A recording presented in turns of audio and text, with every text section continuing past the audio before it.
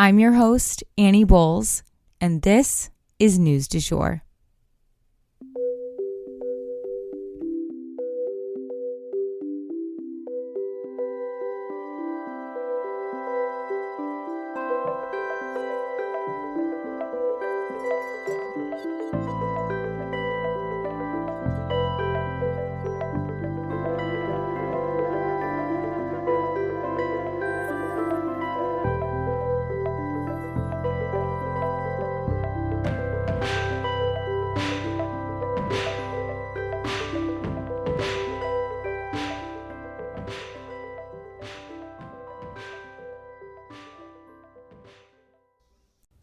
Hey, you guys, and welcome back to the News du Jour, a calmer space to consume the news.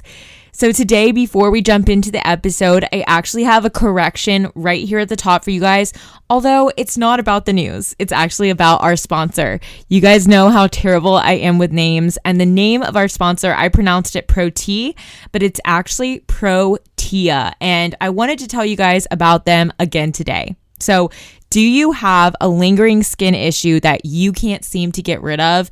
Have you ever thought about going to see a skincare professional and then thought, when would I ever have time for that? And won't it be expensive?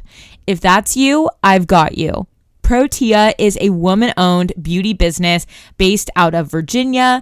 But here's the thing. They specialize in virtual skincare consultations. Yep, you can be on your couch in your sweatpants. You don't have to go anywhere, but you can get top of the line advice within your budget and guidance from a trained skincare professional called an esthetician. They also have a top of the line cruelty-free skincare line that is produced here in the United States, so they can recommend products that they know will work for your skin.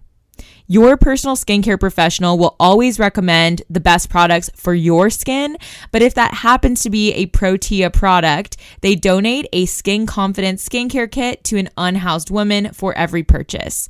Y'all, I could cry. I love supporting a business that is not only woman-owned, but also gives back. So when you support them, you support our podcast.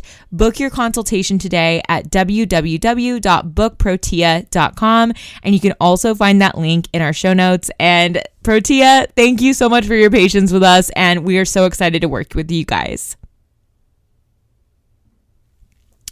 And now, without further ado, we will go ahead and jump into the news for today. So, as promised, we are going to open today's episode discussing the nitty-gritty and all the ups and downs of McCarthy being fired from the speakership. Let's get into it. Okay, guys, in its 234-year history, Congress has never ousted a Speaker of the House in the middle of their term. That is until yesterday. So yes, here is that word again, unprecedented. Recently, I said that was a word that was mostly reserved for President Trump, a very Trumpian word because so much of what he does defies the norm or decorum. But the thing is, Matt Gaetz is of that line of thinking. He is firmly in the Trump camp. So it actually makes sense that this word would follow him around too.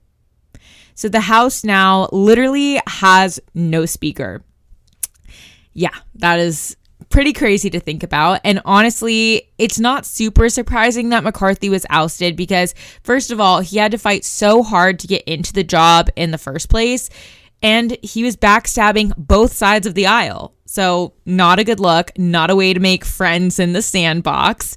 He seemed entitled to the job as well, which we'll touch on a little bit later. But now he will actually go down in history as the first Speaker of the House to ever lose his job midterm. Ouch. McCarthy was faced with a pickle, as you guys remember. He could either let the government shut down, which would be bad for the country overall, or he could defy the far right and pass that stopgap bill and roll the dice on what they would do. Now, we all know what he chose. He chose to pass the stopgap bill, not let the government shut down, do the right thing by the country. But that resulted in this move to remove him. Now, the Democrats, they could have saved him. They had the ability to save his job by voting against this, but reportedly he did not even try to negotiate with them or offer them anything. And so they said, save your own damn self, McCarthy. Good luck. And he obviously couldn't. So this is a very chaotic moment, to say the least, and it will now become a bidding war of sorts between different candidates, and there's a lot of work that needs to be done, aka passing a budget for good. Again, the deadline of that is mid-November. All of that work, though, will have to be put on the back burner, though, while the Republicans waste all of our time by duking it out for the speakership. And McCarthy has already announced that he does not plan to run for this position again. Initially, I felt bad for him until I heard some of his colleagues and what they had to say.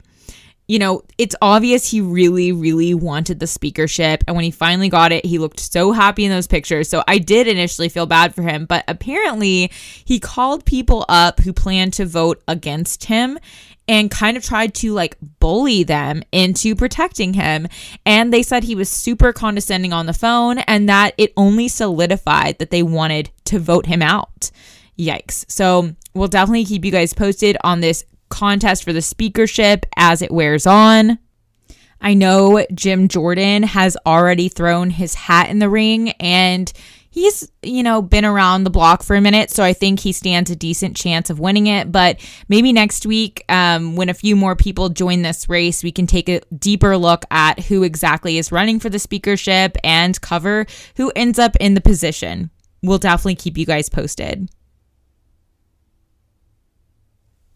So for our next story, Lady Gaga and the dog kidnappers. So do you guys remember when Lady Gaga's dogs were kidnapped? Yes, that was a thing that happened. If you did not follow the podcast back then, someone shot Lady Gaga's dog walker and then basically held two of her dogs up for ransom. One of them got away and was as I remember it, they were pretty immediately returned, but two of the dogs were held for ransom. And Lady Gaga offered up a $500,000 reward to get her pups back. That is, until she actually got the dogs back. And then she didn't pay the kidnappers a dime, to which I say, applause, applause, applause. But the poker face singer using her poker face against this kidnapper did not sit well with them, and they decided to actually sue her over it. The woman who returned the dogs is trying to claim that she had nothing to do with them being stolen, and she deserves the reward for returning them. But that actually doesn't look likely. It is suspected that 4 people are actually involved in this plot to, again, murder Lady Gaga's dog walker and steal her dogs. And this is pretty insane because I've never heard of anything like this happening before, but certainly giving into this type of scheme, this type of plot only creates more situations like this. So it's definitely a good idea not to, facilitate these people by giving them money. But this woman is believed to be one of those 4 people who created this entire plot. And just yesterday, Lady Gaga officially won the case when a judge ruled that she does not have to pay this woman a thing. And that, for today, is the news du jour. Today, I wanted to leave you guys with the quote, "Dogs only speak to those who listen." If you enjoyed this episode, please subscribe on whatever podcast platform you use to listen. A rate and review on that platform or a shout out on social media would mean the world to us and help us to be able to keep creating the news du jour and reach more people who need a calmer space to consume the news. But the best way to support all of our work is to become a patron at www.patreon.com/Sugar Free Media, and that is also linked in our show notes. You can follow us on social media at newsdujour.podcast on both Instagram and TikTok. You can follow my personal account at It's Annie Bowles on both platforms as well. Any little noises you may hear in the background are my rescue pup. He has a little separation anxiety and always records with me. We appreciate you listening and look forward to telling you about the news again next time on News du Jour. Broadcasting from Oklahoma.